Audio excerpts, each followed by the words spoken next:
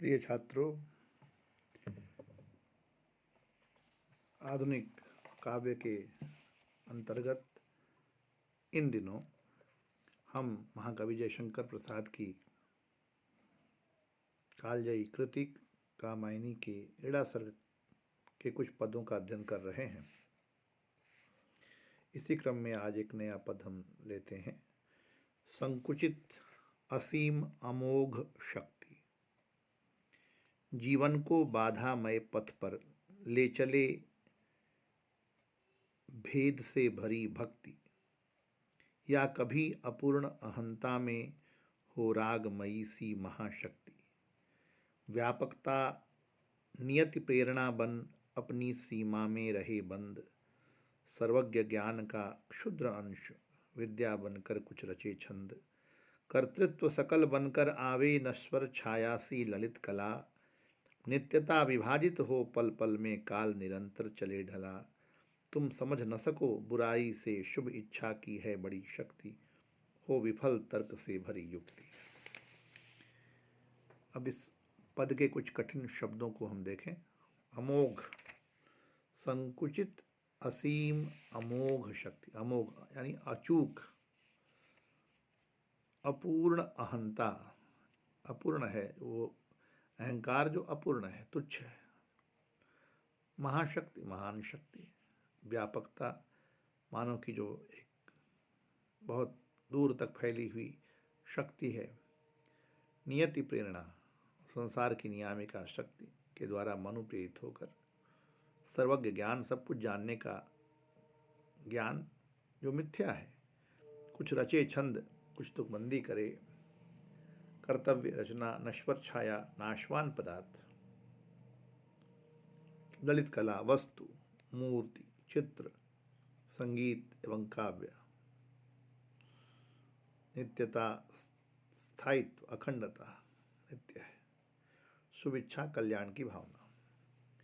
बीते पदों में हम देख रहे थे कि काम और मनु का एक आत्मा लाप चल रहा है। इसी क्रम में काम मनु से आगे कहता है, संकुचित असीम अमोघ शक्ति। मनु आगे चलकर मानव की आत्मा में सन्निहित असीम तथा जो अचूक शक्ति है वह भी संकुचित हो जाएगी। जीवन को बाधामय पथ पर ले चले भेद से भरी भक्ति। और उस शक्ति से संकुचित हो जाने के बाद मानव हमेशा के लिए संकट, कठिनाइयों तथा बाधाओं से भरे हुए मार्ग की ओर अग्रसर होगा। इतना ही नहीं, बल्कि इन संकुचित भावों के कारण मनुष्य के हृदय में अवस्थित ईश्वर के प्रति भक्ति भावना भी भेदभाव में, भेद से भरी भक्ति, भेदभाव में परिवर्तित हो जाएगी। कहने का आशय यह है कि प्राणियों में तब नई नई कल्पनाएं पैदा होंगी और विभिन्न रूपों में ईश्वर की भक्ति का वो प्रचार करेंगी।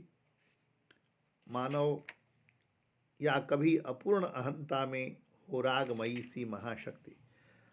मनुष्य अपने तुच्छ एवं मिथ्या अहंकार में डूब जाएगा और हृदय में उस महान शक्ति को भी मोह तथा ममता में लीन एक तुच्छ शक्ति के सदृश समझने लगेगा।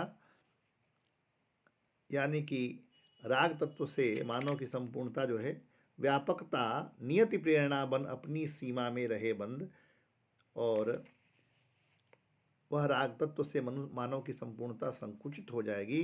संसार की उस नियामिका शक्ति के द्वारा प्रेरणा प्राप्त करने के कारण मनुष्य के हृदय में विद्यमान जो व्यापक और असीम भक्ति है उसे अपनी सीमाओं में बंद तथा बहुत सीमित प्रतीत होगी।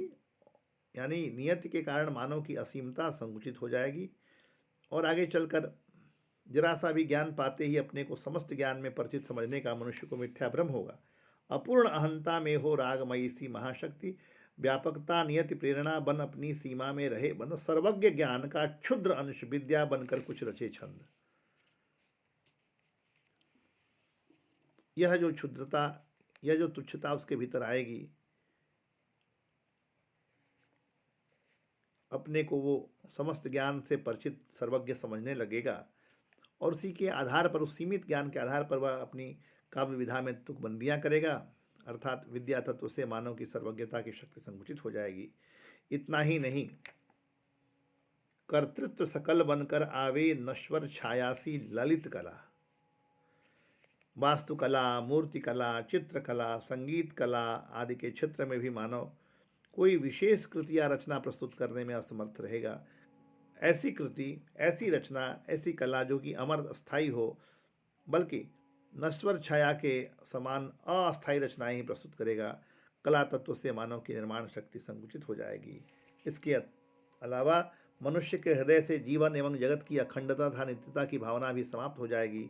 मानव इस जीवन तथा जगत को नश्वर की संज्ञा से नित्यता विभाजित हो पल पल में काल निरंतर चले ढला। तुम समझ न सको बुराई से सुभिक्षा की है बड़ी शक्ति, हो विफल तर्क से भरी युक्ति। मानव इस जीवन तथा जगत को नश्वर की संज्ञा से सूचित करेगा, संबोधित करेगा, और जीवन की नित्यता और अखंडता की भावना के खंडित हो जाने से मानव विकास की अपेक्षा प्रत्येक क्षण ह्रास का अवलोकन करता हुआ व्यतीत करेगा, और इस प्रकार पतन के साथ उसका समस्त समय व्यतीत होगा। अर्थात काल तत्व से मानव की नित्यत्व शक्ति संकुचित हो जाएगी। यदि उस समय तुम्हें यह कोई समझाने का प्रयास करेगा कि किसी का हित करने की अपेक्षा दूसरों का कल्याण करने की अभिलाषा में असीम शक्ति निहित होती है, उस समय तुम इस विषय में विचार करने की स्थिति में भी नहीं रहोगे।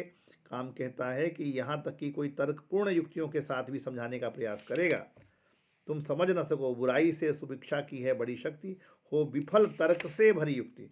कोई तुम्हें तर्कपूर्ण युक्तियों से समझाने की कोशिश करेगा तो उसकी वे युक्तियाँ या उपाय भी असफल सिद्ध होंगे, क्योंकि तुम ऐसी कल्याणकारी बातों के विषय में कभी न सुनना या अरुचिकर समझोगे। इस पद में प्रसाद जी ने प्रत्यभिज्ञा दर्शन द्वारा प्रतिपादित राग, विनियति, विद्या, कला एवं काल नामक उन 5 कंचुकों का